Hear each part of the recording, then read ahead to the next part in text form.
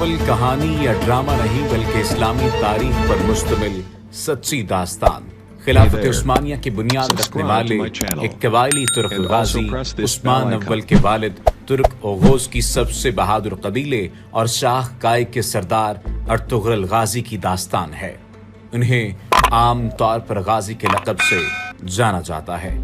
आज की इस वीडियो में हम आपको अर्तुगरुल गाजी के 5 सीजन्स की मुकम्मल कहानी के बारे में बताएंगे और आपको बताया जाएगा कि पहले सीजन से लेकर 5वें सीजन तक कहानी, प्लॉट, किरदार, मुकालमा और प्रोडक्शन किस तरह से जानदार तरीके से सरंजाम दी गई है। आप एक दफा ये ड्रामा शुरू करेंगे तो फिर इसे पूरा किए बगैर दम नहीं लेंगे, लेकिन वो लोग जिनके पास वक्त नहीं है लेकिन वो इस पूरी दास्तान के बारे में जानना चाहते हैं और मालूम करना चाहते हैं कि इन 5 सीजन्स में कौन कौन सी ऐसी चीजें हैं और किस तरह से वाकयात की तरतीब रखी गई है, वो ये वीडियो आखिर तक देखें। अभी तक इसके 5 सीजन गुजरे हैं और हर सीजन में 70 से ऊपर अक़सात हैं। उर्दू डबिंग या उर्दू सबटाइटल्स के एतबार से इसका पहला सीजन एक हिरन के शिकार से शुरू होता है जो भागते भागते अर्तुगरुल को एक गज्जाल आंखों वाली लड़की के पास ले जाता है और ये मुलाकात चरवाहों के कबीले के सरदार के बेटे और खुद कबीले की जिंदगी बदल देती है, क्योंकि ये बच्ची सल्जोक खानदान की शहजादी होती है जिसके पीछे सलीबी लगे होते हैं। फिर जल्द ही ये अयूबियों की पसंद बन जाती है। यूं अर्तुगरुल को एक साथ ही कबीले, सलीबियों और अयूबियों की मुखालिफत मोल लेना पड़ जाती है और तब ही इसका इम्तिहान और तरबियत शुरू हो जाती है और तब ही कुछ तकवीनी कुव्वतें उसके हमरा होकर उसे खैर के एक नुमाइंदे के तौर पर देखने, संभालने, तरबियत करने और हिम्मत दिलाने लग जाती हैं। अर्तुगरुल पहले कबीले के साजिशियों पर काबू पाता है, अयूबियों को राम करता है और हसन बिन सबा की तरस पर खूनी कार्रवाइयां करके सलीबियों के सरों पर उनके कले को ढा देता है। तुर्क बहादुर सरदार सुलेमान शाह के यहाँ 1191 ईस्वी में पैदा होने वाले अर्तुगरुल गाजी, जिसके खिलाफत की बुनियाद पर तकरीबन 600 साल तक तुर्कों की तलवारों ने उम्मते मुसलमा का दिफा किया। अहम और बुनियादी किरदार हजरत इब्नुल अरबी और सफ़ेद दाढ़ी वालों सल्जोकी सल्तनत के बुजुर्ग आलिम लोगों का था, जिनका मकसद पूरी दुनिया में सिर्फ और सिर्फ निज़ाम इलाही का क़याम और निफाज था। इस सीरीज में दिखाया गया है कि किस तरह से अदलो इंसाफ का निज़ाम कायम किया गया, जिन्होंने जिहाद के लिए तुर्क औस खानदान के 12 कबीले से ईमानदार और बहादुर सरदारों पर मुश्तमिल एक ग्रुप बना दिया था। अर्तुगरुल गाजी जो नौजवानी में ही वहशी मंगोलों के खिलाफ लड़ रहा था, जबकि असल शुरुआत सल्जोकी सुल्तान अलाउद्दीन की भतीजी हलीमा सुल्तान को सलीबियों के चुंगल से आज़ाद कराकर बाकायदा मैदान जंग में उतरने से होती है, जिसके बाद उनके वालिद सरदार शाह सलमान ने उन्हें हलब के अयूबी सल्तनत के अमीर अब्दुल अजीज के पास एलची बनाकर भेजा, जो सलीबियों के हाथों यरगमाल बन चुका था और उनसे सलीबियों को रोकने के बदले कबीले को आबाद करने के लिए जमीन का मुतालबा किया। अर्तुगरुल गाजी जमीन लेने और हलब में सलीबियों का गेम प्लान बिगाड़ने में कामयाब हो चुका था। उसके बाद सलीबी कले अमानोस में बहुत ज्यादा अहमियत की हामिल थी। अपने वालिद सरदार शाह सलमान की सरबराही में उसे चढ़ाई करके फतह किया और शैतान उस्ताद पतरोचो को कत्ल किया। भागने में कामयाब होने वाला सलीबी कमांडर तिथोस भी कत्ल किया गया। सुल्तान अलाउद्दीन की भतीजी, जिसको सलीबियों से आजाद कर लाया था, उससे शादी हो गई। वालिद सलमान शाह की वफात के बाद हलब सफेद दाढ़ी वालों की ख्वाहिशों के मुताबिक मंगोलों की यलगार ज़दा इलाके की तरफ हिजरत की और अपने भाइयों गंदोदो, संगोर ताकीन से मिलकर सल्जोकी सल्तनत के गद्दार अमीर सादुद्दीन कोपैक की तमाम साजिशों के बावजूद अर्तुगरुल गाजी ने मंगोल के एक अहम लीडर नोयान को शिकस्त दी। नोयान मंगोल बादशाह उक्ताई खान का राइट हैंड था। उक्ताई खान चंगेज खान का बेटा था और उस उक्ताई का बेटा हलाकू खान था जिसने बगदाद रौंदा था। उसके बाद अर्तुगरुल गाजी ने एक बार फिर सफेद दाढ़ी वालों की रजा पर मगरबी बजंतीनी सरहद पर हिजरत का इरादा किया, मगर उनके भाइयों ने इनकार कर दिया। इस सूरत में इंतहाई महदूद वसाइल और बहुत कम मगर भरोसेमंद साथियों और लोगों के साथ हिजरत की, जिनमें सबसे अहम उनके 3 बेहतरीन जंगजुओं तुर्गत, बामसे और दुवान शामिल थे, जो बचपन में जंगल से अर्तुगरुल कबीले लेकर आया था और उनकी परवरिश उनके वालिदैन ने अपने बच्चों के साथ की थी। جب ویشی منگولوں نے ان کے والدین اور قبیلے کو قتل کیا تھا، یہ ارطغرل کے بھائیوں سے بڑھ کر تھے۔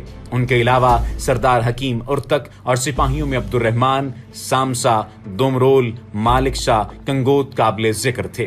ہجرت کرنے والوں میں والدہ ہائمہ اماں، چھوٹا بھائی دوندار اور ان کی بیوی حلیمہ سلطان، شیرخوار بیٹا گندوز شامل تھا، اور حلیمہ سلطان کا بھائی شہیر شامل تھا، جن کو راستے میں امیر سعد الدین کوپیک نے شہید کیا۔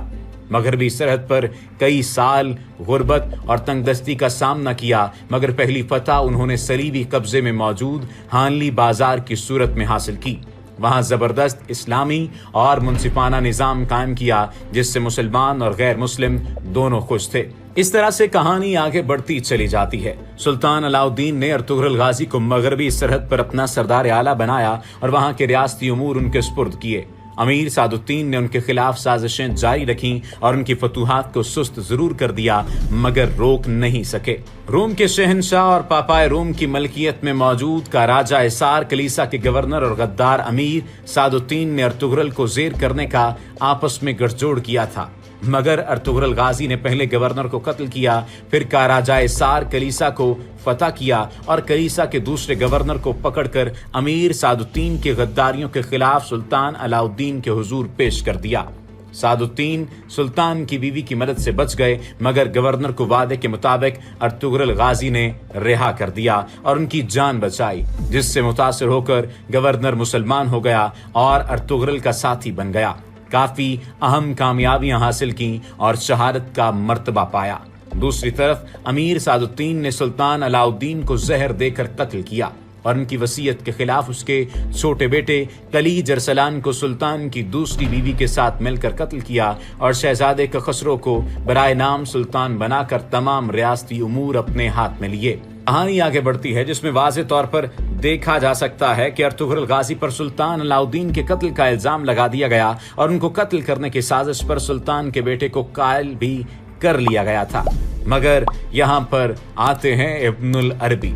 ابن العربی نے سلطان کے بیٹے کے سامنے ارطغرل کی بے گناہی کی ضمانت دی اور رہا کروایا، مگر اس سے سردار اعلیٰ کا مقام واپس لے کر ان کو قتل کرنے کے لیے ہمیشہ کی طرح ایک بار پھر صلیبیوں سے ساز باز کی۔